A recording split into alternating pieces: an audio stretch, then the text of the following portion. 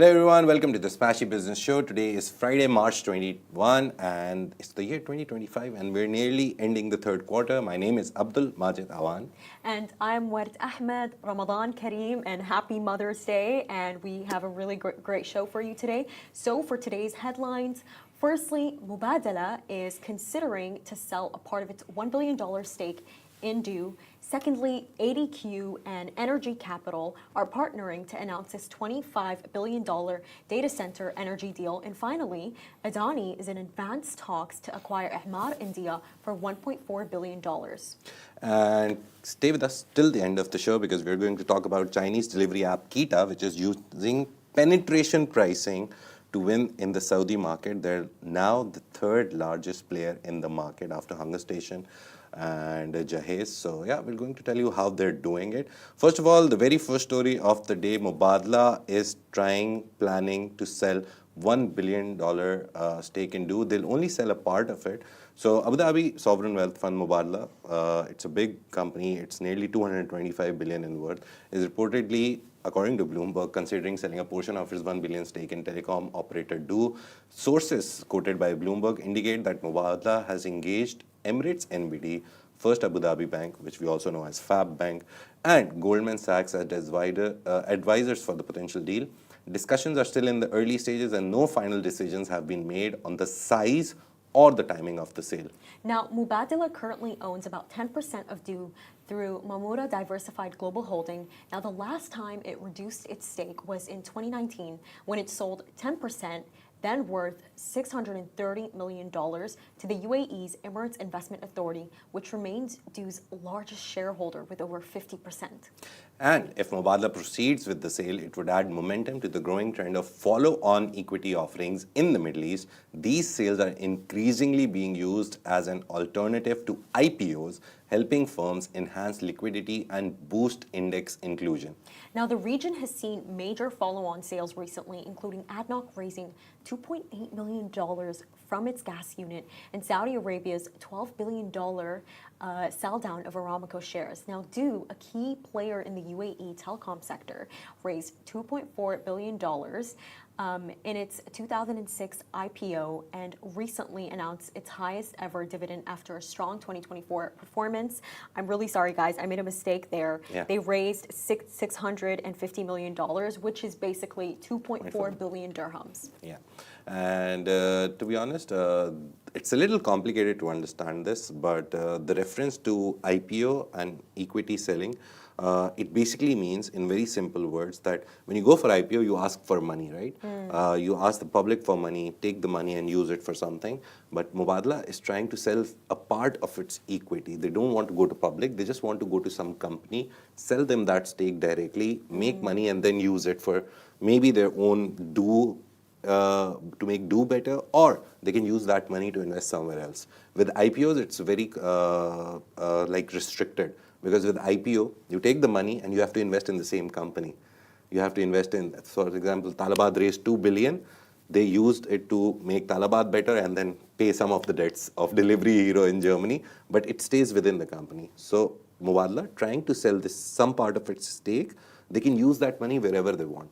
So it's kind of gaining traction in the market as well. People are selling their equity instead of going for IPOs.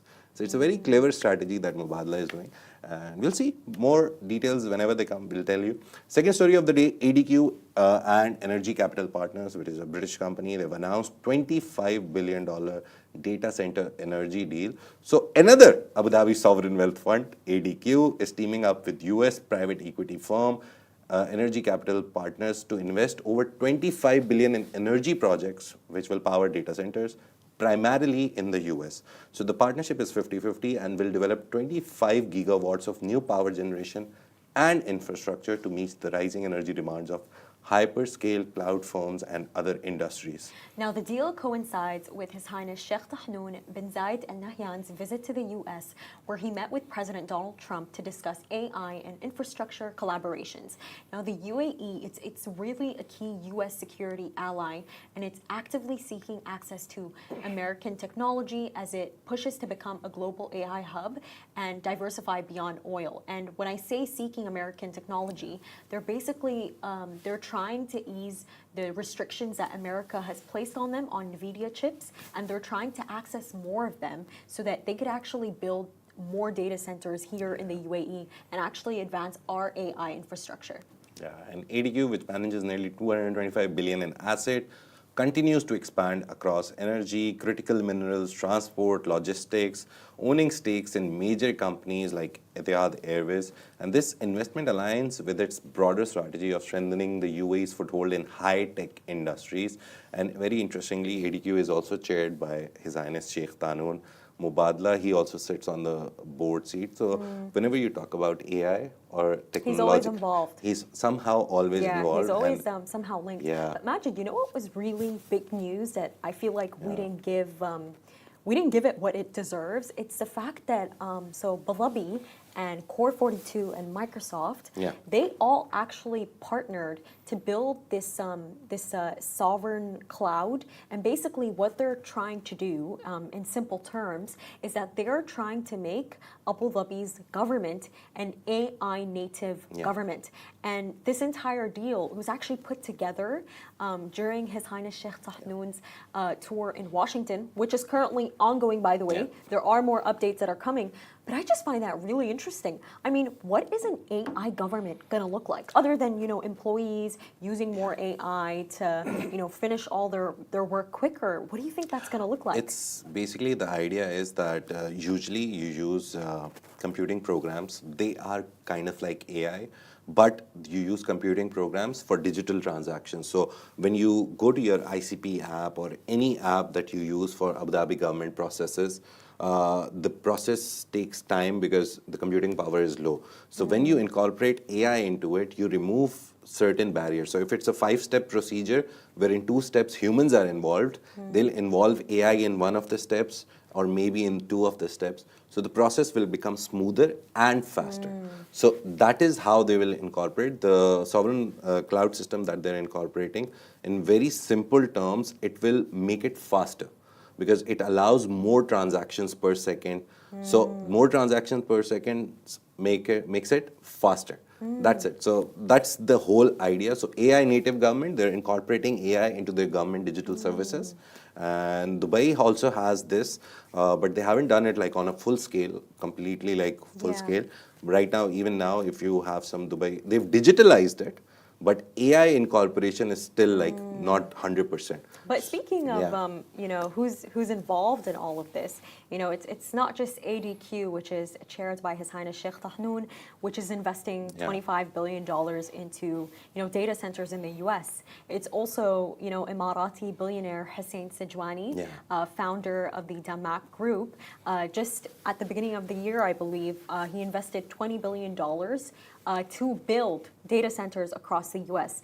And basically, the difference between what Sajwani is doing and what ADQ and Energy Capital is doing is that Sajwani is actually, he's a part of, his investment is going to go into building the data centers, while what ADQ and Energy Capital are doing, that's a part of supplying the energy to these data centers and supplying the energy in terms of giving them the investment that they need to build solar panels, anything that they need to really power the energy required for these data centers. And, see, Majid, when I take a look at this now, just to put it out there, the reason why His Highness Sheikh Tahnoon is in Washington is it's because it's a part of a larger, broader strategy to ensure that the UAE has access more than NVIDIA chips, as I previously stated.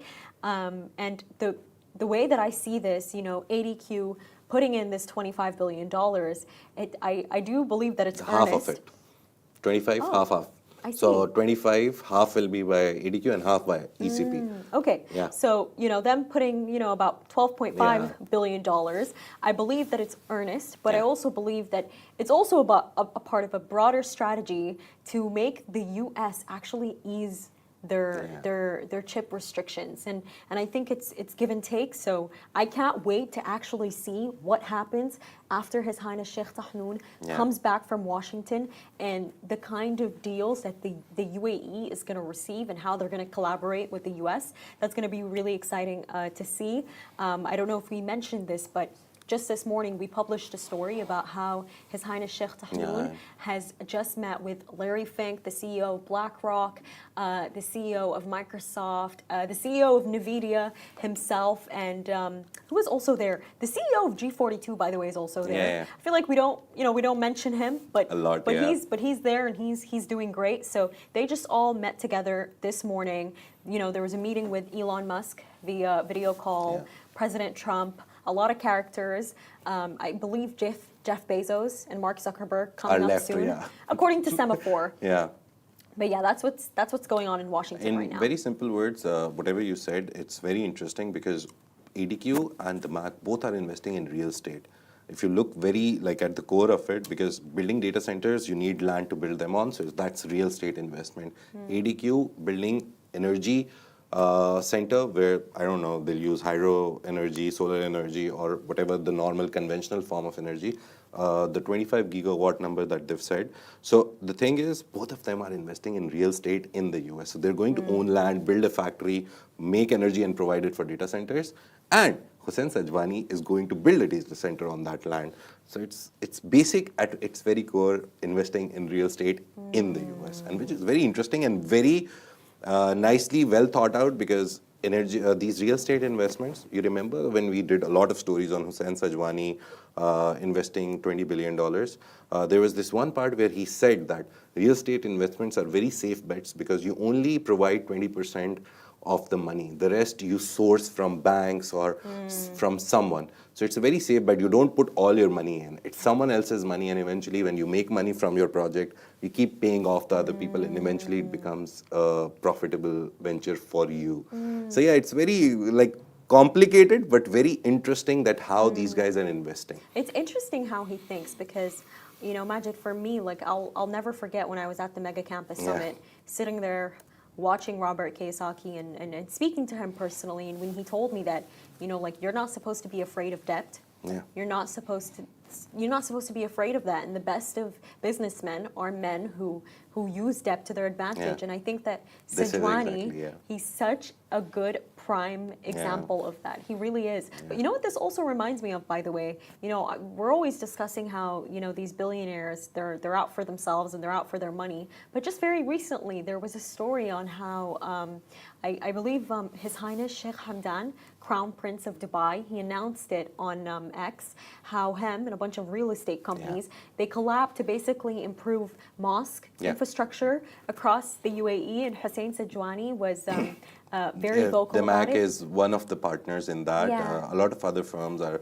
Bengati recently paid a lot of money for the father endowment campaign. So yeah, it's kind of like all these players, they know they're big. They know their value in this country. And the good thing is that they contribute to a lot of these ventures where the government is trying to do something on the social aspect. They want to improve people's life, improve mosque, improve anything. These guys always come in and give their not 2 cents, millions. They're certainly good there. There's certainly a lot of good. They're making their part of the contribution. And yes, good segue into the third story from real estate to real estate. Emaar India, which started in 2005, is maybe soon going to be owned by the second richest Indian. So a major real estate deal could be in the works, as Indian billionaire Gautam Adani is in advanced negotiations to acquire Emaar India, which is the Indian unit of Dubai-based Emaar Group, which is headed by, obviously, Mr. Al-Abbar, Mohammed Al-Abbar. And the deal could be worth potentially $1.4 billion. Now, sources say that the deal could actually include a $400 million equity infusion by an unlisted Adani unit. Now, if finalized, this acquisition would significantly expand Adani's real estate portfolio, which already spans 24 million square feet now of developed property and 61 million square feet under construction. And this comes as Adani continues its aggressive expansion in India's real estate sector. The company recently secured a massive $4.3 billion housing redevelopment project in Mumbai and is leading the revamp of Mumbai's Dharavi slum, one of the world's largest slums. They're revamping it. Now, meanwhile, Emaar had confirmed earlier this year that it was exploring a potential sale of its India unit and had been in discussions with Adani and other parties. Now, talks are ongoing, and while a deal could be reached as early as April, nothing is confirmed yet. But really, Majid, when I'm taking a look at this story, it's impressive to see what Adani is doing. However, to me, Mohammed Al Abbar's expansion strategy is really good. His expansion strategy, he's not just trying to expand into Egypt, he's also trying to expand into India. He's also trying to expand into, was it Budapest? I believe Hungary, Budapest. Yeah, into Budapest. So what I'm seeing here is this is a very aggressive expansion strategy. And honestly, I can't wait to see what goes on with it. But what do you think? To be honest, the earliest memory of Emaar expansion is Emaar, Pakistan. They have 3 projects in Pakistan, one in Karachi, one in Islamabad, and one, if I'm not wrong, in Lahore. And one is on the mountaintop, one is at the seafront. They literally bought one part of the Karachi beach, which they made like a separate beach for only their development. I'm still not sure about the Lahore project, but it's kind of like in the city. So their projects are not simply just making nice buildings, big buildings. Their projects are mainly giving a lifestyle to people. And even in India, when they went in 2005, whatever they provided was not, even if it was seen in India, it wasn't seen at that scale. And even in Dubai right now, if you go through this part where Dubai Hills Mall part in there, Dubai South, I think, they have one of Emaar whole business something center, I forgot the name. But when you look at the project just being built, you're like, they're building something big. So Emaar is, I don't know why they're selling India business. Maybe it's not making enough money, or maybe they've built the projects, taken the money from each project, because you earn a premium on the project that you're building as a builder. So they've earned that. They're just giving now the business, the name and the operating structure to Adani. Because 1.4 billion, I don't think that's the worth of any building in India for Emaar projects. So he's made the money. I think it's a good, nice exit for him from the Indian market, because the Indian local players are very strong. I remember we did a story on Carrefour trying to get back to India. Carrefour went to India at some point in 2011 or 10. They couldn't survive for 2 years. They backed out of India because the local players are so strong. So Carrefour backed out. I think and the Indian population is so big and too. they prefer local brands and local stuff. So they're very supportive of that. So I think Emaar is facing the same problem. They're facing so much strict competition from the local players that they're like, let's just exit when the time is good and we can make some money from it. You know what it could also be, Majid, since, as you mentioned, like that $1.4 billion number, it seems too small for such an, it's Emaar, India. But what I also think it could be, coupled up with what you just suggested, is it could also be, that Emaar, because we're seeing what they're doing. They're trying to be a part of a new Cairo. They're trying to be a part of a mini Dubai that they're trying to build in Budapest, a part of a neighborhood in Budapest. So I think what this also could be is that they are trying to focus on some of their other expansions more, and that maybe they don't have the resources and teams to actually keep a very careful eye on their business abroad in India. Because I feel like what happens often with businesses is that obviously the location that you grow it from, it will be the most successful. Where you expand it, you as a person, it's very difficult to hire a group of people, put them in another country and trust them. You don't know what's going on there. But Majid, you know how you said that he's always building these glamorous things. I mean, he did build Emaar did build Burj Khalifa. They have their name on it. However, not everyone is actually accepting of that. And, we saw this example in Budapest in Hungary. And basically what happened is that Mohammed Al Abbar's Eagle Hills, so a part of Mohammed Al Abbar's portfolio, there's Emaar, and then there's Noon, and then there's Eagle Hills. It's a real estate company. And basically what they did is that they bought this neighborhood in Budapest. They bought it for $128 million. And what they're trying to do with that neighborhood is they're trying to turn it into a mini Dubai. And basically what happened is that officials in Budapest are actually pushing back on this. They don't like this decision. Yeah. They actually So the mayors Yeah. got in, and they have the legal advantage of bidding first. So now they're bidding first. So they bid and they won the bid, but they have to come up with the money. So we don't know if they've come up with the money or will they come up with the money. But yeah, let's see how it goes. The main idea is that I think it's reinvestment strategy. He's taking the money out from one market, putting it onto other markets, which he thinks are ripe for like growth. Indian market has, to be honest, quite likely matured. You won't get like if you put in 100,000, you won't get like 300,000 out of it. Now it's so matured that investments are not giving you that much ROI. So yeah, we'll see. Whatever happens, we'll keep you updated. For our how did they do it section, we've chosen a very recent example. We did a story yesterday about Keeta, which is a Chinese delivery service, which is owned by the Chinese giant Meituan. And we found that they're using penetration pricing, which is a financial business term, to win in the Saudi market. So the very first question is, what is penetration pricing? So penetration pricing is a strategy where a company enters a market by offering very low prices to attract customers quickly. The goal is to gain market share fast, build loyalty, and then adjust pricing later. You know what's an example of a company that actually does this? Blaben. Yeah. So Blaben, it's a they're not homegrown. They are. I do Yeah. believe they're cheap. Okay. I'll Compared to a lot of brands, now I'll- if I look at it, Yeah, I'll explain why. So basically, Bleben, it's an Egypt homegrown brand, and they've actually expanded all over the Gulf. Yeah. We've recently distributed this ad that they did for Ramadan, where they were apologizing to people for how good Bleben is, Yeah. and they even hinted at a European expansion, which I was discussing with my family, and my dad was like, "No way will this work." He was like, no, like Europeans are too healthy to eat bleben, which I completely disagree with. But beside the point, bleben, they basically they sell desserts like kushari, where they have basically a shop here in Barsha, which I have been to once. Yeah. But they have multiple shops, I guess, right? It's really good, and basically for they have the kushari where basically they mix ruz bleben, so it's like like milk with rice, I believe Nice. oats. They mix it with kunafa. Yeah, they mix it with kunafa and then like toppings like pistachio, kunafa, lotus, Nutella, and then they also do this thing called ashtuta. It's like a cake. It's a very light cake, but the reason why Bleben has grown to be as big as it has, because they clearly use penetration pricing. I mean, see, imagine it may be like 30 dirhams for a dessert. It is a lot, but at least you're not like going to one of those expensive cafes where you pay 30 dirhams for a dessert and then you get like a tiny slice of cake.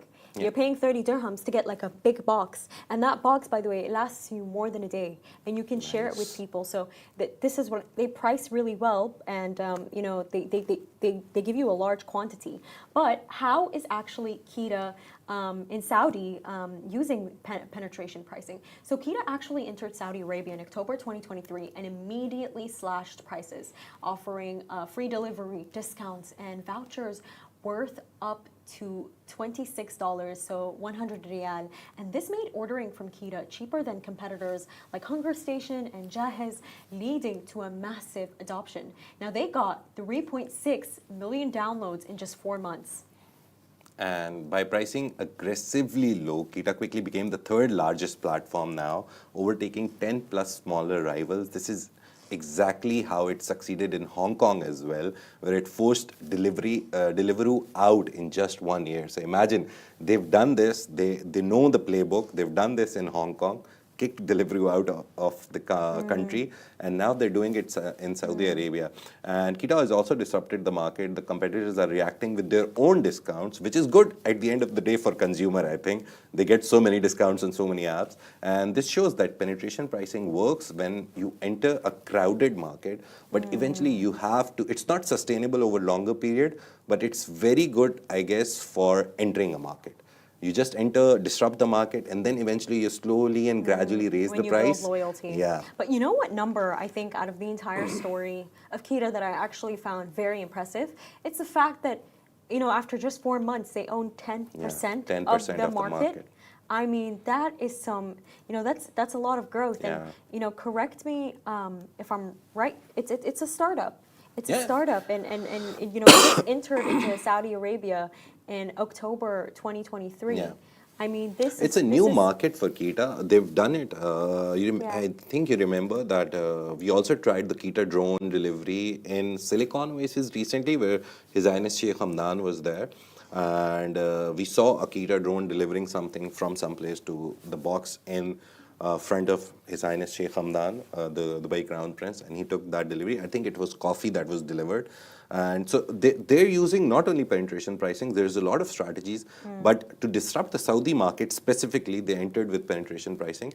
And drone delivery is one of the things that they want to do completely in the future. To be honest, drone delivery, still a lot of people are not talking about it, but I think in the next 2-3 years, when AI becomes more powerful and better and drones become better, we will see a lot of drone delivery happening in Dubai, especially because we have air taxis coming. Oh, The whole airspace is imagine. going to be full. We're definitely going to be seeing a lot of flower and chocolate deliveries Yeah. today for Mother's Day. Yeah. You know, the pressure is real. I still haven't figured out what to get my mom, but you know how there's always this saying that behind a great man, there's always like a great woman. Yeah. Do you agree with it? I totally agree. agree with it. I agree. I totally agree with it. To all the mothers today, Yeah. please have a beautiful day. We're so thankful for every single one of you. I love you, Mom. You're Yeah. great. You're amazing. Yeah, we And, love you, moms, all the moms in the world, and ours, like mine especially.